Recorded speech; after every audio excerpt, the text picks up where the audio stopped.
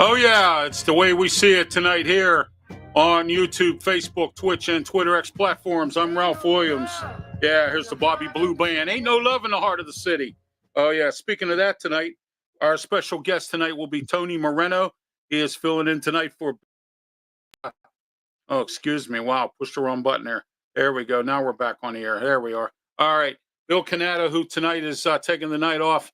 He has some business to do with his business, so that he's handling that tonight. Tony, welcome to the program. Great to have you on tonight. My man, Ralph, what's going on, brother? Hey, I'm digging that funky intro, bro. That was awesome. Yeah, it's called In the Heart of the City from the Lincoln Lawyer movie by the Bobby Blues Band. So, oh man, that was cool. Nice little intro. I dig it. Yeah, hey, it's ain't no love in the heart of the city. You ought to know that. No, there definitely is not. No. Okay. Now I have something I want to start here with tonight, and then later on we're going to have the a special story from Tony Moreno here, who's joining us tonight. We're going to have a special story from him, but first we're going to get into our studio sponsor here at Studios 808 in the Allentown section of the city of Pittsburgh. Mata Heating and Air Conditioning, 724-201-0500. Call Mata Heating and Air Conditioning. Okay, now we're going to go to this special video. And first, I'm going to put up a very special picture. Okay, and this picture is Corey O'Connor. And today he was endorsed by the paramedics of the city of Pittsburgh. Okay, but first, here's this video, audio that I want to play here for you. Hold on a minute, let me find this audio here. There we go. All right, everybody ready? Here we go. Chief. Channel 11 Chief Investigator Rick Earl attended a news conference today with both men as counsel and the community slow down that promotion. Rick. Yeah, Gordon, it was a very interesting news conference. The mayor was fired up today, and he is standing by his choice for chief. The acting chief, meanwhile, much more reserved and says he understands why residents want the community forums. I love meetings. Acting Chief Chris Ragland says he's looking forward to the 6 community forums called by the NAACP and other community groups, as well as a public hearing and interview before City Council. Anytime I can get a chance to get in front of the citizens and tell them who I am and what I believe in means something, right? The mayor also expressing support for the acting chief by questioning him about his accomplishments during a news conference celebrating the 1-year anniversary of the Downtown Public Safety Center. Ragland, you want this job? I did. He wants this job. Did you do the downtown plan? I did. Are you running for mayor, Tony? When needed help? Absolutely. The mayor then sending a message to some city council members about his choice for chief. I think whatever agenda that they have, a couple of people on council have in regards to who they feel should be chief is on them. And finally, the mayor demanding a thanks for the work the acting chief has done. What I'm going to tell you is that he has the qualification and he also has the record of why he's done a fine job for the city of Pittsburgh. And for that, Rick, you should say thank you. Say thank you, Rick. Say thank you, Rick. Can you say thank you? So, Rick, it seems like some pretty tense moments there at the end. Yeah, Gordon, indeed, it did get. All right, that was the report from Channel 11 News. Yeah, Rick Earl getting some things being said about Ed Gainey. In the meantime, I'll let you enjoy this banner here that says Pittsburgh paramedics and EMTs endorse Corey O'Connor. All right, there we are. But you know what? Tonight we have a very special guest with us, Republican candidate for mayor Tony Moreno. Tony also joins me every single Saturday morning. Here's a banner for that. Every Saturday morning, 8 a.m. to 9 a.m., the Ralph Williams, Tony Moreno Show, 1250 a.m., 92.5 FM, The Answer. And I tell you what, we tell the truth and nothing but the truth on our show. Paul Honeycutt, welcome to the show. Paul, in the comments section, did you announce your candidacy? Has Amarado responded? No, I have not announced my candidacy yet. I have announced it here on this program, but I haven't had an official press conference, which I will have real soon. As soon as I get the paperwork, Paul, and I get the start getting petitions out there a little bit. the city's going to, or the county's going to know when I want them to know. So that's basically, unless you watch my shows here, I've already announced that I am running for county council executive at large. I'm going to run against Bethany Hallam in 2027. I want these progressives out of here, and I think, Tony, you'll agree with me on this. These progressives are totally ruining our city. Well, they've had a chance to prove their plan, to prove their theories, and they have fallen flat on their face, failed miserably, and now we're all suffering for it. So it's time to switch gears and get rid of them. Okay, Tony, tonight is brought to you in part by, here we're going to put up some of our sponsors here tonight. It's brought to you in part by, let's see here, who do we have? All right, there we are. All right, the Keystone Coach Works. Keystone Coach Works, call them today. I have a wheelchair accessible van with Keystone Coach Works. You should too, if you're handicapped as I am. They retrofitted the van the way I wanted it, and I love every minute of it. And you should get one too, 412-833-1900. Ask for Dawn. Tell Dawn that Ralph Williams sent you. I tell you what, they have the best selection, financing available as well, and they also take very good care of you here at Keystone Coach Works. All right, there we are.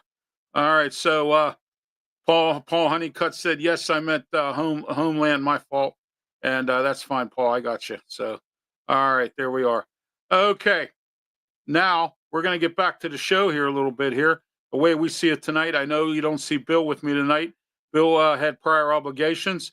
So tonight we have our very special guest, and that's Tony Moreno by phone here, Republican candidate for the mayor of the city of Pittsburgh. Okay, Tony, you have a story for us tonight about soon to be, possibly be, which I don't think he will be, the chief of police, Chris Ragland. And now, the Chris Ragland story. Here's Tony Moreno. Well, thank you, Ralph. First, I want to start with, I know Chris Ragland. I worked with him. We had a friendship. Chris Ragland, when I talk about him, is not Chris Ragland. This is Chief Ragland. Deputy Chief Ragland is who I'm focusing on here because this is the political world that we're both in. And this is a political action, and it's an action that happens to be the most important one in the city, in my opinion, that chief of police, because that's who's there to protect us, to be transparent with us, to tell us the truth, and to show us everything that's going on. So when I go into this is not a personal attack. I like I said, I was friends with Chris, but it is now political. So this is the reason that I'm talking about this, is because nobody else is. And there are very serious things going on here, and they need to be addressed. And people need to know what kind of questions they need to ask when they have these public hearings, because nobody has brought these very serious issues to light publicly. So I want to start with the Jim Rogers incident. Jim Rogers was a black gentleman who was going to take a bike that was set out for free. Jim Rogers suffered from some mental illness issues. He suffered from seizures. He suffered from alcohol addiction. But he was just in a neighborhood. There was a bike for free. He wanted to take it. The police were called on him. A police officer showed up. A fight ensued. He was tasered, and then that gentleman ended up dying in the hospital. The reason Chris Ragland is important to this is because at the time he was the commander, and he was the commander in charge of the critical incident report. And for the first time in our history in the Pittsburgh Police Department, they put together a critical incident board, which was quite different from what they did before. So the board did their review. Commander Ragland was in charge of it. And after the review was completed, Chief Ragland, then Commander Ragland, leaked the report to the media. And I can't tell you why. That's only Chief Ragland can tell you that. But it did happen. At the time, it was Mayor Peduto. Mayor Peduto was furious, as was our union president. And the reason Peduto was furious is because it was an embarrassment to him how horribly what happened. It was a truthful rendition of just how terrible the officers and all the leadership responded to somebody that was suffering from mental illness. But the big reason that the president of the union was upset was because that put the officers who were in disciplinary hearings and lawsuits, it put them in jeopardy. That was not supposed to be released. That information was protected at the time, and it shouldn't have been released. The investigation showed that it came from then Commander Ragland's personal email and then shared it out to the public. Well, Mayor Peduto had said that once the election was over, Chris Ragland was no longer going to be in the Pittsburgh Police Department. He was not going to have him there. I believe he was going to have him fired or at least never promoted again. But for some strange reason, and now you can start connecting the dots, then Commander Ragland started giving information to the Rogers attorney and the people involved with the Rogers lawsuit. If you notice, once Mayor Gainey became the mayor, Chief Ragland's son, or Commander Ragland, all of a sudden got promoted to assistant chief. Now, when he gets promoted to assistant chief, he becomes in charge of the administrative department. That means he's not in charge of investigations. He's not in charge of the officers wearing uniforms on the street. He's not in charge of the traffic division.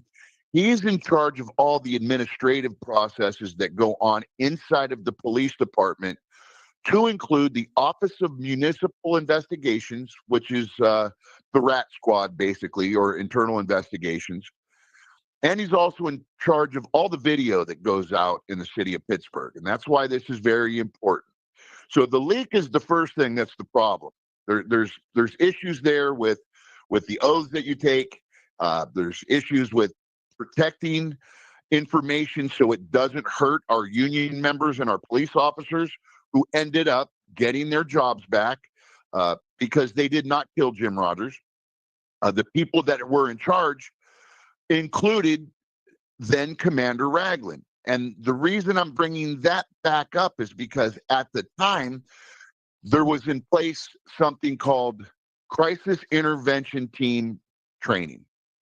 And the CIT program is what we train officers 40 hours to do in dealing with people suffering from mental illness, people suffering from addiction, people suffering from homelessness, people suffering from alcoholism, all these things that officers encounter. Before, we kind of knew there was stuff wrong, but there was no way for us to verbalize it. We just looked at it through a law enforcement lens and a criminal lens. Well, this training, that's an internationally recognized certified training, started here in Pittsburgh in 2008. Detective Dr. Patty Paloka took it over at around 2010 or 11 and really started moving on it in 2012. But that's besides the point. It was something that was in place, that was supposed to be used. It was supposed to be enforced by policy. Well, at the time, Commander Ragland was in charge of that. And when Mayor Gainey came in, they stopped teaching it. They stopped having the training on it. So officers weren't getting the reinforcement of the policies that were in place on how to conduct yourself when you realize that you're dealing with somebody that's suffering from mental illness. So that created a problem that led to the Jim Rogers incident, because when you watch it, the officer doesn't utilize any of the tools that they were trained in. The supervisors responding didn't utilize any of the tools that they were trained in. The responding backup officers were not directed by the supervisors in any of the tools they were trained in. And then going even further, when they had the deal cut to pay the $8 million, that deal, which was led by then Commander Ragland to pay the $8 million because he was the one that did the review. The deal included that no changes would be made and that all the things that they wanted anyways were already in place. So that only turns out to show that none of the administrators had to pay a price for allowing their officers to not act according to policy. So then we go into, now he's in charge of all of it. Well, we have a murder that happened up at Jack Stack Pool. This woman was shot in the face in front of her 4 children at the pool by a lifeguard. There are 8 cameras up there around that pool. The person who shot her in the face, the lifeguard, shot 10 rounds, drove away. Like he stalked her. She left the pool with her children and her sister. They left the pool and walked up the street to disengage from the fight. This lifeguard, this city-employed lifeguard, gets in his vehicle and follows her, and then pulls up and shoots her in the face, shoots her sister, and unloads the other 8 rounds in this full park, drives to the end of the street, encounters the police, gives a confession with body-worn cameras, and 3 months later, the city of Pittsburgh comes out without any evidence, without any video, without anything, and says this was a self-defense incident. And that's the last you heard of it. When we requested the video, they said it's wrapped up in an investigation with the Office of Municipal Investigations because the employee is the one that murdered the woman. Well, that investigation's completed, and there's no officers under investigation that would, either of those things would prevent that video from being let out. But both those things have been closed investigatively. So they should be allowed to come out, and they refuse to give them, which leads to another issue. And this is a big one, Ralph. This issue comes to play concerning the P-card incident, which is the anti-Semitic Jew hater that was employed by the city of Pittsburgh, who went out and committed anti-Semitic violence against Jewish people in his own neighborhood. He was caught. There was some fraud that was committed. There was basic, with receipts on emails, fraud that was committed to pay this man, even though he had been arrested for these things and fired. They had to backdate payroll. They have emails saying all you have to do is make up a PayPal account and a name. And that PayPal and account and name was Princess Jafar. So you have all 9 council members voting to approve the payment to Princess Jafar. And that's out of a $2.2 million sludge fund called the P card. So what that means is somebody's issued this P card. They're allowed to spend up to $3,300 a month without any questions being asked, and it gets approved through council every week. So it's supposed to be used to make payments for subscriptions. It's supposed to be used to make payments for quick buys. If I need to buy something that has to be done right now, we can't go through the whole process. We'll buy them and then get approval afterwards. But there are very specific things that you're not allowed to do with them, and one of them is use it for payroll of any kind. So just because of that one statement, this investigation should have gone further. But now Chief Ragland, Assistant Chief Ragland, who's in charge of OMI and the cameras, there's no cameras in this incident other than the ones that caught him committing the crimes, him being Mario Ashkar. That is Princess Jafar. They have the information going through emails where the controller in Rachel Heisler, city controller Rachel Heisler, met with Ed Gainey, and they devised the plan outside of council's purview, which is illegal. They devised the plan on how to get Mario Ashkar, aka Princess Jafar, paid. Now, when you have these 3 separate entities that are conspiring, that's a conspiracy, and the crime is fraud. It's a conspiracy to commit fraud. Yet Chief Ragland closed the investigation through OMI, saying there was no illegalities here because of this statement. Rachel Heisler said, Bank of America told us that there was no fraud, so it's basically maybe an ethics complaint. Well, when you go through her report that's on her page through the city, he has the definition of fraud according to Bank of America.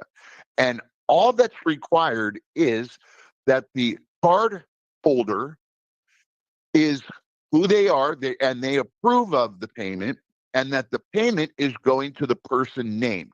That's the only requirement through Bank of America. So they use that as the standard to just end the investigation. But we now know, because of what I just told you, Ralph, Right. remember, I was a 24-year police detective. I did investigations. I'm recognized as an expert witness in the Allegheny County Yes. courts and in federal courts. Yes. Hey, So- Tony, real quick here. Paul Honeycutt said, Tony, you need to fix the city. Tired of the graffiti, tired of living conditions up in here in Allentown. He lives up here in Allentown along with myself. You need to help us, please. That is Paul Honeycutt from comment section. Hey, here. Paul, thanks. I appreciate it, brother. That's why I'm here.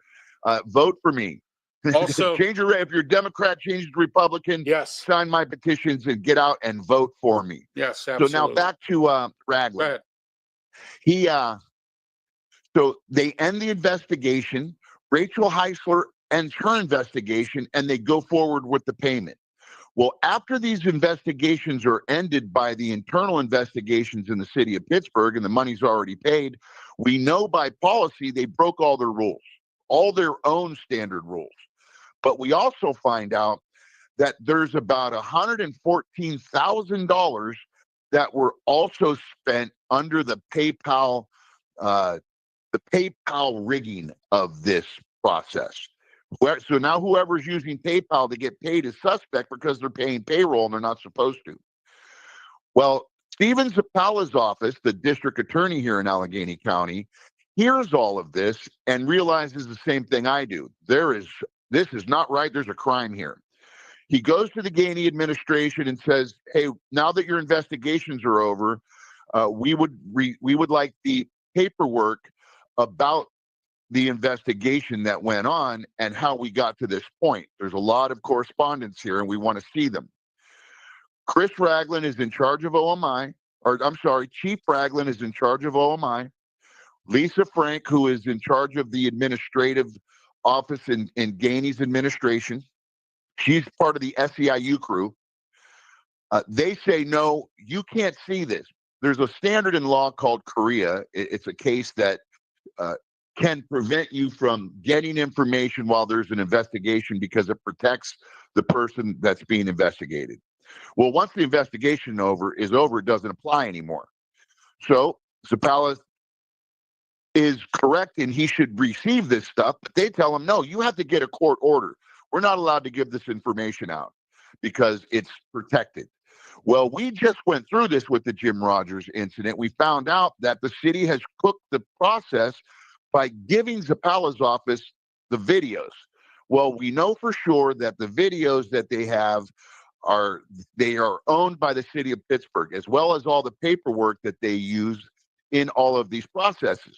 So Zappala says, I don't need a court order. He comes back a week later with a search warrant and says, you know what? Here's my court order. It's a search warrant. We asked you for something specific and you could have just given us that.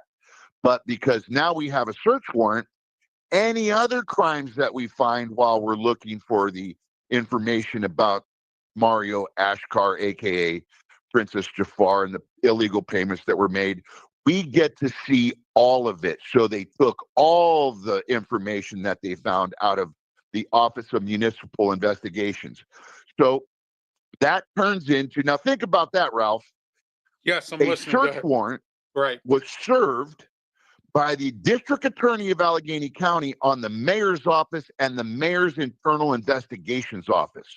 Okay. They have it all. Right. Yeah. So about 3 months later, there's a report. And this is why Gainey does not like Rick Earl, because he just follows the leads. He right. follows the paperwork. Oh, he gets the facts, man. That's as simple as that. That's it. He gets the facts. And there's nothing wrong with that. He asked District Attorney Zappala about the investigation, and District Attorney Zapala's answer was, we have enough evidence to charge criminally, which right there should have just floored everybody. I mean, that should have been nationwide news.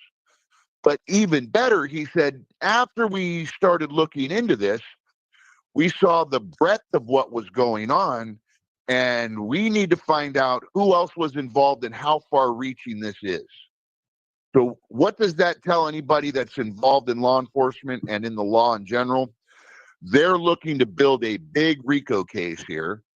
And just right before the election, now remember this, the Attorney General in Pennsylvania, Ralph, was a Josh Democrat. Shapiro, right. No, it wasn't Shapiro. Shapiro was governor. Governor. Oh, well, no, he's governor now, but I mean, you know, he was once I don't know her Attorney name. General, It was a woman who was the Attorney General. right. So she requested all the information that District Attorney Zapala had recovered, and they had to send all that criminal investigation to Harrisburg, which means to all of us, there's a grand jury being convened. And through inside sources, we're hearing that they're calling them all up. They're finding out about all the financial discrepancies, all the hidden information that they are supposed to be transparent with. Because, Ralph, there's this one-party system, and Right. they're all just covering up for each other, and nobody has to answer. Right. So Chief Ragland is at the head of that investigation. So he's currently being investigated for that. Okay. Now, there is yet another scandal that he's involved in. Oh, my. Boy, I'll And tell you what, this- folks, yeah. pay attention to this, because Tony Moreno's here tonight to educate you. And the reason I say this is because there are public hearings coming up to hear your opinion about Chris Ragland. Deputy Chief, Acting Chief Chris Ragland. I'm sorry, I have to be a little more respectful here. But anyway, about him, and Tony is here tonight to tell you about this. There are some things that you need to know that you're not aware of, and I know you're not aware of, when you make your decision as to whether or not you want this guy to be your police chief. And think of this, everybody, please don't forget the Larry Scarrato situation cost you, the taxpayer, $90,000. So you remember that. Well, before I get into the real doozy, right. Let's talk about that Scarrato incident. Right. Why it's important, because there was a special counsel hearing that I was present for. They were talking about the Scarrato incident, and because Chief Ragland was the deputy chief, he was present with the whole SEIU crew. I saw that. They were all there. Mm-hmm. So they were being asked questions about Scarrato. Now, when Mayor Gainey comes out and tells you that there was no secret deal, he's trying to defend himself. All you have to do, Ralph, and I know you've seen it because we've talked about it. We've talked about it. Look at the video clips on the news about Scarrato talking about it and Mayor Gainey talking about it. When Scarrato's approached, he said, "Oh, no, that deal was already done. We worked that out a long time ago. We had a deal. This was pre-done. It wasn't like this just happened. We knew what was going to go on when I took the job." Then he comes on the radio. Now, he doesn't give the respect to city council to be at the hearing, but he gets on the radio and he says things like, anybody thought I was not going to referee are completely out of their minds. They knew I was going to referee, so they're crazy saying anything like that. And I'm like, oh my goodness gracious. He's just crapping all over our council. He's just throwing everybody under the bus. But at the same time, Mayor Gainey's trying to backtrack, and he starts double talking about, no, we didn't have a deal. We had a deal, and it was about the murder rate. If we bring the murder rate down, then he could get he could go referee. And what's interesting in one of those clips, Ralph, is when he's talking about the murder rate, he mentions that Chief Scarrato wanted to talk about 21st century policing, which has its good points, but it has its bad points, and we could work around them. But Chief Scarrato was talking about how he wanted to move the city of Pittsburgh Police Department forward and bring a lot of policies in that worked in other places. And the mayor just cut him right off, and he's flippant about it. No, I don't want to hear nothing about that. I don't want to hear nothing about it. I want the murder rate dropped. And if the murder rate drops, then he was going to be able to referee. We would be able to open that up. Well, it just happened to be right after the 18-month period where Chief Scarrato would be allowed to collect his full chief's pension. Did the cat get let out of the bag, and all of a sudden we see Chief Scarrato refereeing on TV, and nobody knows what the heck's going on? Right. Because the last thing that we heard publicly was Councilperson Coghill asked him directly, "You're not going to be refereeing." "No, I will not." Right. And that was that. Yes, that's what's leading, Tony, to now they're having sworn-in hearings now, which means Yeah, you have to well, take an oath that when you sit down and you give a statement to the city council as to what your plans are, being a police chief and everything. I don't think Chief Ragland, acting Chief Ragland is going to get this, because I have a bad feeling this is going to go down, because Well- if so, it's going to cost the city more money. Well, so what happened in that council hearing? Right. Councilperson Teresa Smith asked him what his role was in the Office of Municipal Investigations, and he was adamant. I think he said it 3 times. "I have nothing to do with it. It's its own entity. It runs itself. It's its own check. I don't have anything to do with it." Well, I had there was questions that they knew to ask, and the next question was, "Can you please explain the process?"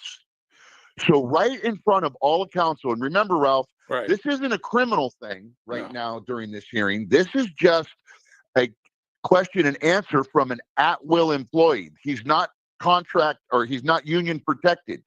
So if he tells a lie to them, they could do whatever they want with him. They don't have to have him under oath for this. Right. Remember this. This is not a criminal action. This is an employment action. So you have the people that approve his employment asking him questions, and he lies to their face. And he says, when asked, how do you operate OMI then? How does OMI operate? He says, a complaint comes into OMI. I supervise 3 detectives and a supervisor in OMI. And when they complete their investigation, it comes through my office because I'm the chief of administration, and that's part of my responsibility. Correct. And I take those results and send them back down to the commander of the zone or the area where the complaint came from. And we talk about, what we think about it, and we give recommendations, and we send it back. So within one 10-minute period, he absolutely swears he has nothing, or tells them he has nothing to do with it, and then comes around the next group of questions and says, "Well, I have total supervision over it." So he lied to them then. I don't know why they didn't fire him then, other than Daniel Lavelle wasn't present to hammer it in because they had a quorum. But that right there is a problem for them. They should have acted on that at that moment. So here we come to the big one. This is what, now when they swear him in, he's going to have to answer this question, and I don't know if he can. Right. Back maybe a year ago, there was a police commander named Matt Lackner. Matt Lackner is a very flawed human being, and he was a very flawed police officer. Matt Lackner he was responsible for the death of a prisoner because he didn't follow rules and regulations. And when he put her in the back of his police wagon, she ended up getting out of her handcuffs and then hanging herself because he never checked on her. This person was able to go up in through his career, and he made it to commander.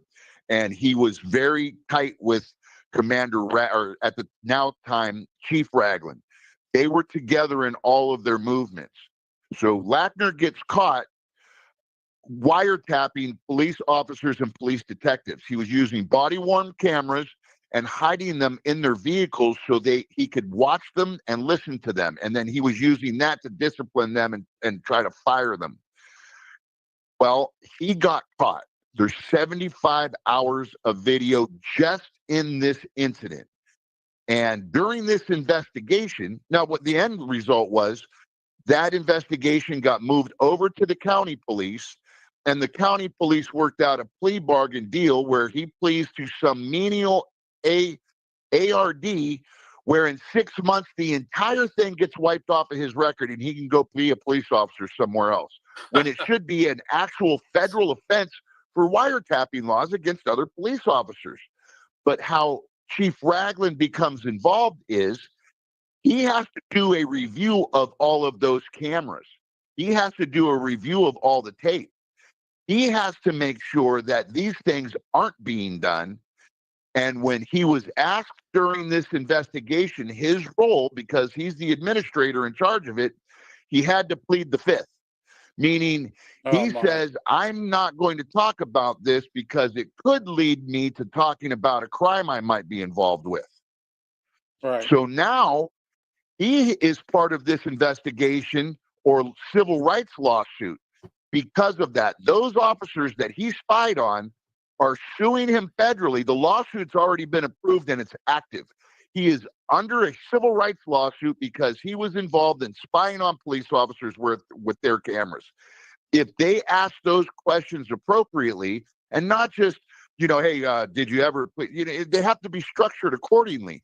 So it brings him to have to say what his role is when it's involved with the cameras. And that's the big one. He is under a federal civil rights investigation because what he did with the body-worn cameras and their review while somebody was using them to spy on police officers illegally. And that's what's going to happen. I see. So he was involved in all this stuff more or less because of him being the chief in some perspective, and then he just chose to do this. I mean, I find this pretty appalling as to what's been going on here. So well, it's for political action, Ralph. Yeah, I mean, when you absolutely. get up into these upper echelons, and you have to, instead of standing on your oath, right, and the things that you swore to protect, yes, you start moving according to policy. Now, you and I talk about this during the radio show yes, we on do. Saturday mornings. Yes, that the police department is not operating under the rule of law. It takes a lot to make a law. The community has to come to their elected representatives and say, we don't like what's happening. We need you to do something about it. The representatives get together. They decide that they are going to put language together to prevent or push what is going on.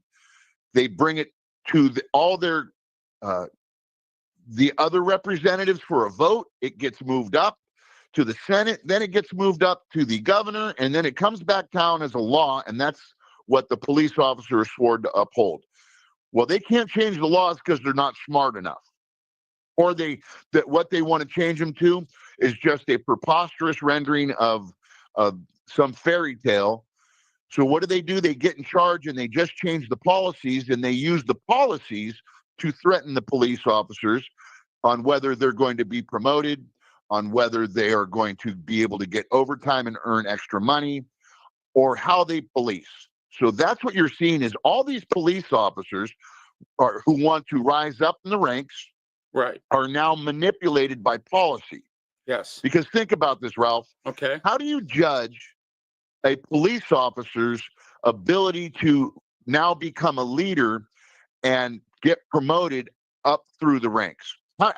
Just a question to you, Ralph. You're not involved in law enforcement. No, not at all. But I'll tell you what I would say if I wanted them to be promoted. They would have to be able to, lead the men, increase the ability to get new recruits in here. That would be something that I would look at also, and also working with the community and being able to be there when needed. And that would be some of the points that I would make. But of course, policy is another one, because if you don't follow policy, you don't get promoted. You don't even work there. I mean, that's, we all know that from different jobs. What you're explaining to me, just from your lens, from the community member, right, is job performance. Right. I want to see him out there leading men. I want to see him out there doing, not just sitting behind a desk. Okay. I want to see somebody out there working with the community, saying hi, shaking hands, saying, hey, look, we're here for you. All right. You don't see too much of that. And you need a good relationship with the community. Like right now, Tony, let's take a look at some of the stuff that's going on. How many times have we seen Ed Gainey come on the TV and go, we need your help, the community? You know why the community don't help? Because the police aren't there, because they don't like the police. That has to change. If that culture doesn't change, we're going to have a problem still. Well, I I need to make sure that what you just said is so highlighted, because in the job performance, my next question would be, if you don't have job performance, then how would somebody get promoted? How would you? They would either have to kiss that butt. They would have to kiss butt. You would have to then become lenient Yes. on the current leaders Right. and show them favoritism. Yes. So you're not getting good job performance out of your cops. You're getting whoever can cozy up to the leaders the most, and that's who's going to rise up. But Ralph, what you just said was so glaring to me when I went up last week to the Duquesne Heights Public Safety meeting. And there was police officers there. There were council members there. There were community activists there. I was there. All the community members were in outrage because nobody's doing anything about the car break-ins, the burglaries. There's assaults happening. They're calling the police. They're being told nothing can be done. They're going to the police stations. There's nobody there to hear them, or the doors are open and they're abandoned. They're all worried. They're all scared. They don't know what to do. And you know what the police department's answer was? What's that? Go ahead. Well, you can go and you can get a Ring doorbell. And when you have your Ring doorbell, when you start seeing these things, you could tie into our digital neighborhood watch program in the police department. And now we can monitor your Ring doorbell. So what the city is telling the residents is you that are being victimized is, you go purchase cameras and then let us access your camera, and then we'll start an investigation there. So what they're saying is, we're going to use the camera to show you getting your butt beat by somebody who is breaking into your car, and that person's going to run away, and we're never going to bring the police out there. We're just going to try to figure out who they are. And we can't use facial recognition because Corey O'Connor had a bill that said we're not allowed to use facial recognition. So they just put this entire community in confusion. Risk. They're like, exactly. Like, we got to buy our own cameras. Cameras, yeah, exactly. Here, I'll give you another one. How about they're handing out steering wheel locks? They're handing out steering wheel locks, Tony. They can't even solve it that they're handing out steering wheel locks. Ralph, this is just another prime this example. Is another thing. Why Deputy Chief Ragland is in charge? Why would he allow the auto squad to be decommissioned? Because the auto squad gets over $1 million. You know what? Here, I'm going to retract that statement because I'm not looking at the budget right now. Right. And I'm not sure exactly what the number is. Okay. The auto squad gets a lot of money from the insurance company, and it covers the payroll of the detectives on the auto squad. It gives them money to use for search warrants, because what it does is it goes after predatory towing. It goes after the chop shops that are taking stolen vehicles and cutting them up and using parts that aren't new parts in the fraud section. Right now, we've had the most auto thefts pretty much, I believe, are in history. I used to work back when they were really popular, when you just used to be able to crack the steering wheel column and stick a screwdriver in there and start the car with the Slim Jim, open it up. Now they have the electronic ability to start cars and open them. And they can't fight it now. They've lost all of that funding. There's no more auto squad to chase down these people. And there's no answer to why they did that. And that's something else Deputy Chief Ragland needs to be asked about. But that hurts the community, Ralph. Oh, it does. Absolutely, Tony. It hurts the community, something awful. Look at what they've done up here in Allentown. All right, I've asked till I'm blue in the face. And this was even before Ed Gainey got elected mayor, because I was in this building when Peduto was mayor. I said, can we please get a walking beat cop on Warrington Avenue here, especially at 6 o'clock at night until 6 o'clock in the morning, because we have a couple bars up here that are problems. Okay. What did they do? They didn't do anything about it. And then the one night they came up and there were cars parked in front of our building, which are not supposed to be, because emergency vehicles need to get into our driveway, fire trucks and ambulances and things like that. I went over to Zone 3. I brought a cop over to show him what was going on. You know what he did? Did he not even call to have the car towed or even put a ticket on it? He went into the bar looking for the person shouting in the bar, who owns this car? And then he waited until they came out. Why wasn't that car towed? Why wasn't that car ticketed? Okay, that's just a small prime example. 3 sergeants were walking back from Shelley's Diner up here. I said, do you know that there's there's a robbery or something going on down the street? You know what they told me? Call 911. Okay, I'm tired of it. I come out of church and there's somebody driving up the road the wrong way. Well, now they changed the traffic patterns on the front entrance of my church near the Home Depot there in East Liberty. Okay, on the Station Street there, they changed the traffic patterns. It's 2-way now.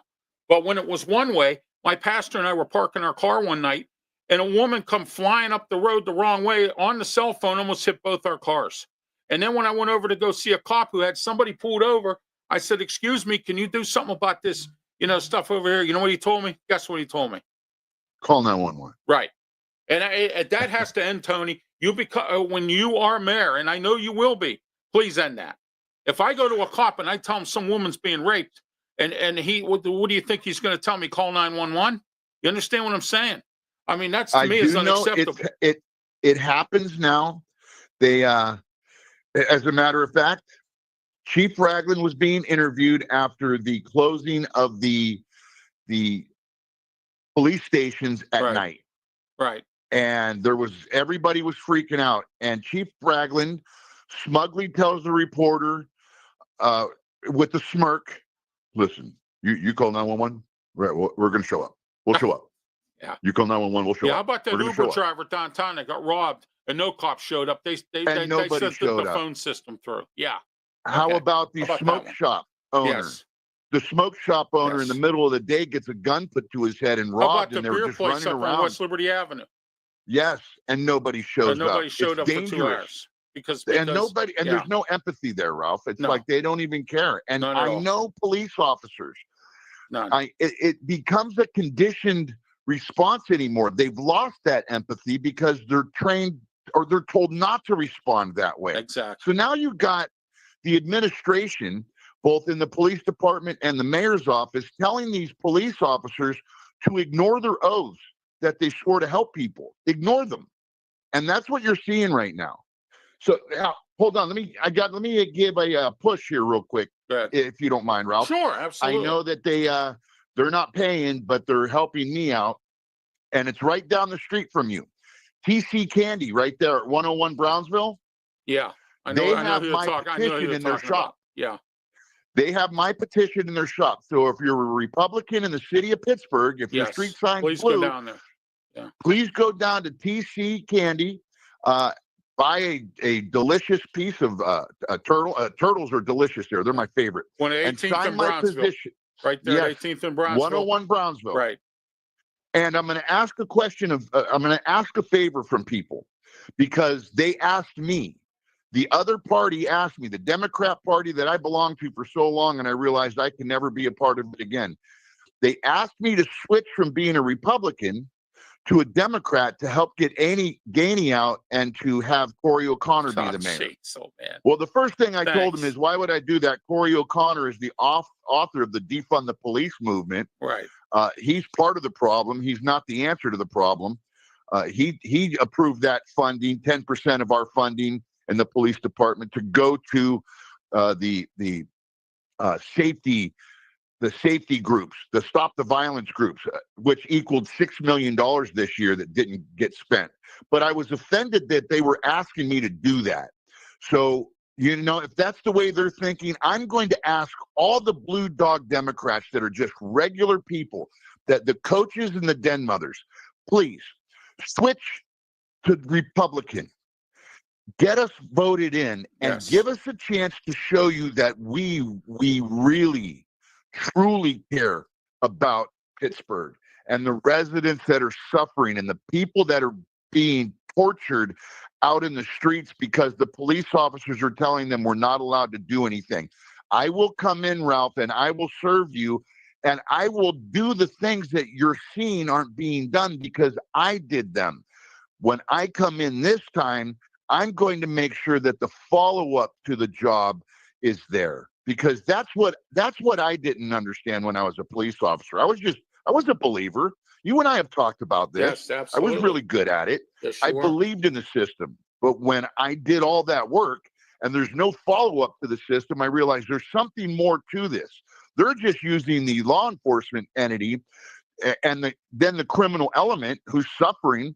They use us to pit each other against each other, while the people sit on Grant Street, just laugh away, taking all their donation money and giving it to their friends, squirreling it away so we don't have any salt trucks. How many, Ralph, did you say got towed? 5.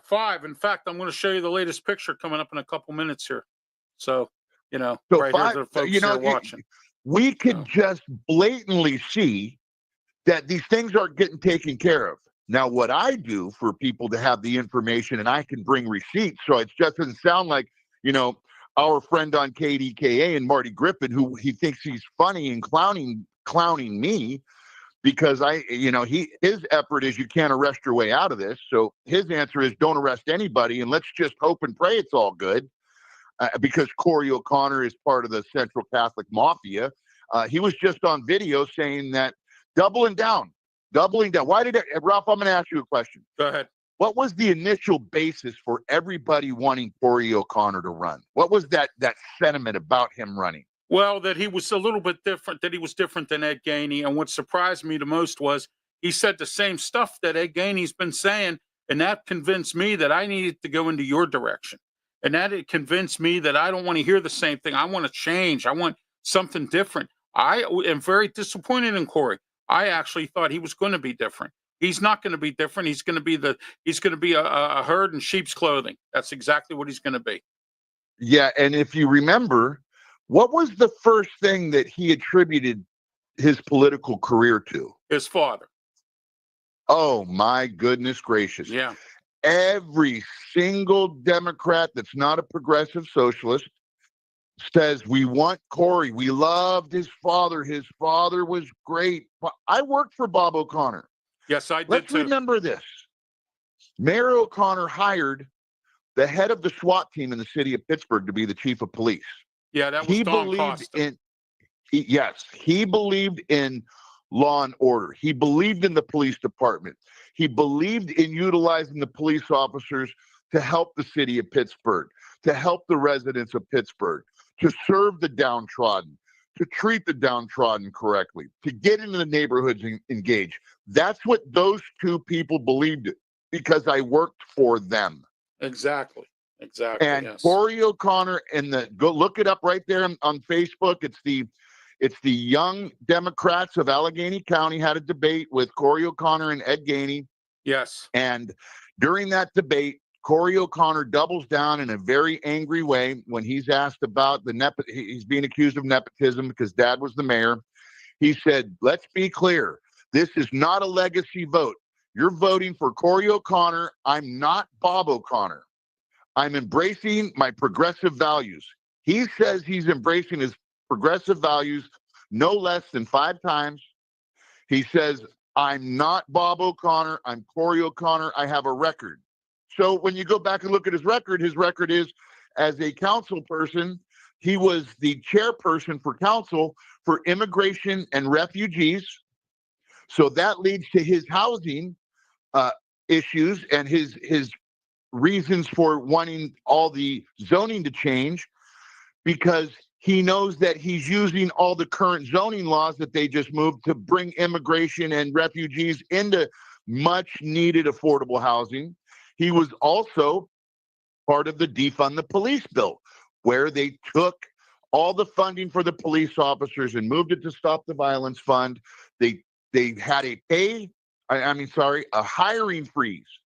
He put on the hiring freeze with no answer on what they're going to do on how to get people back. Right. Because he knew that they wanted to bring the number of officers down to about 600. If you go to Public Source, they have the article in 2018, and then they redid the article when they voted on it and made it legislation in 2020. He is not it's Corey, not my father's son O'Connor. So you're not getting anything different between these two men. They are the same policy-wise. The only difference is, ready? What's the difference? One's white, and one's black. Exactly. Yes, exactly. And Colin Dunlap on his show I know it's not us, but he brought it up because he's being attacked right now, being called a racist. But what's very understood in the political world is there is a race war in the Democratic Party. There's a race war between the progressives and the Gainey administration. I mean, think about it, Ralph. 3 of his main administrators have resigned. Yes, they have. Yeah, and under strange circumstances that nobody's been clearly advised about. Exactly. But 3 of his top officials have resigned. Right. Okay. Excuse me, Tony, real quick. I got to pay a couple bills here. We're in the Mata Heating and Air Conditioning Studio, 724-2010-500. Mata Heating and Air Conditioning. If you want good insurance and you need any kind of insurance, call Farmers and call Robin Campbell, 412-366-3399. Robin Campbell, Farmers and Bristol West Insurance. He has all your insurance needs for you. And we have about 3 minutes left in the show. Tony, anything you want to add? Or anything else? Yeah, Ralph, I appreciate the time. You know, hey, none of this information gets out in the regular media. No, it doesn't. Our media, your radio shows, the show that you and I do together, this is getting out the real information to the communities that they need and want to hear. So please go to my Facebook, Pittsburgh's Tony Moreno. Go to my Facebook business page, like and share and follow. Follow me, like and share all my videos because they're all informational videos. A couple of them I do just out of, things that were going on, but they're basically information videos about what's going on in this mayor's race because I am running. Please support me. I am going to bring transparency. I am going to bring honor. I am going to bring civility back to Grant Street. I am going to show everybody what's going on. We're going to have accountability. We're going to bring people into that office that have true empathy for the city of Pittsburgh. We're going to stop stealing your money, and we're going to give you the things that you deserve and where you're going to treat you with dignity and respect. My name is Tony Moreno. Please vote for me for mayor of Pittsburgh. Sign my petitions. Get out there. Tell your neighbors. Follow the Ralph Williams radio show. Yes. Follow all the programs. Follow Tony Moreno, Pittsburgh's Tony Moreno. Thank you so much, Ralph. I appreciate it. No problem, Tony. And also don't forget this Saturday, immediately, about an hour after our radio show, we're going to be heading out to North Braddock. Cletus Lee has invited us to his town hall meeting. And get this, everybody, come on out. We are going to be recording some of this or most of the town hall meeting. And Tony and I are going to be making our comments. We're going to have Cletus Lee come on and talk about it. He's having a town hall meeting because he has to talk and discussion about the 21st century policing, community canvassing, and also reachable, followed by a Q&A, and also he'll probably give you some more details on the U.S. Steel Nippon Steel deal, which affects North Braddock and several other communities in the area as well. Tony, thank you for being part of the program. I will talk with you on Saturday morning for our radio show on 1250 AM, 92.5 on the FM dial.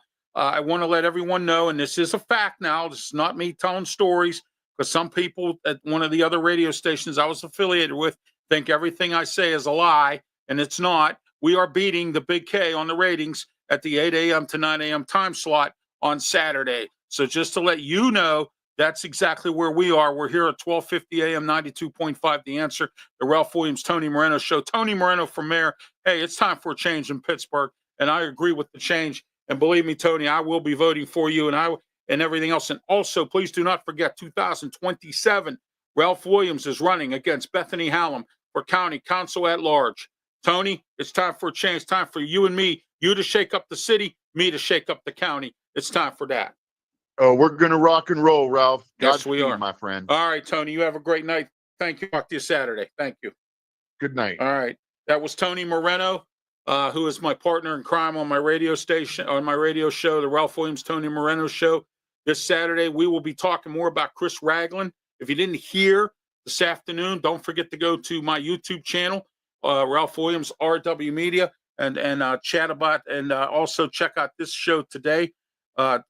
Tony had a lot to offer about Chris Ragland, who you in the city of Pittsburgh are going to have community meetings to put your input in on the fact that Deputy Chief Chris Ragland could become chief if Ed Gainey gets his way. Look, Larry Scirotto had already screwed this city out of $90,000. And that's your tax dollars now.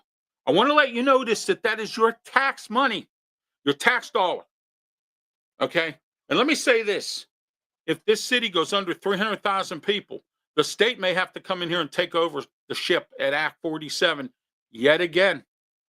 Okay? Because the city doesn't have their financial house in order. And you could think about what you think. Check out the budget before you make a decision as to who you're going to vote for mayor. But vote for Tony Moreno for change. Change. Okay, Tony Moreno for change. I try to find this picture here that I have, and I'll post it on my social media sites, of a salt truck up on a McCann and Chester towing. The fifth, I repeat, the fifth salt truck this week that has, okay, and I say that has been towed and broke down. This is your city. Take it back. This is your town. Take it back. Okay? I'm Ralph Williams. Great to be here on The Way We See It tonight. Thank you, Tony Moreno, for being guest co-host here on the show tonight. We talked a lot about Chris Ragland. Saturday, we got some more details for you. How about a community meeting that got completely out of control? You'll find out Saturday on the Ralph Williams, Tony Moreno Show, 1250 AM, 92.5 on the FM dial. You can also watch online on 1250theanswer.com. And also, please don't forget to watch on iHeartRadio. Punch up 1250. Google 1250 The Answer Pittsburgh. And then when you are done, you will scroll down to Radio Stations USA, push the arrow button when 1250 comes up, and you can listen in to the show as well. No matter where you are, you can listen or watch, or you can listen to the show anywhere in the United States. We have listeners all across the country that listen to our show that are from the Pittsburgh, were from Pittsburgh, have lived in Pittsburgh, and will not be back in Pittsburgh because of what has happened. It's sad state affairs. Remember, we were once the city someplace special. We are nothing special anymore. I'm Ralph Williams. Have yourself a great night. Until next Monday night for The Way We See It, have a great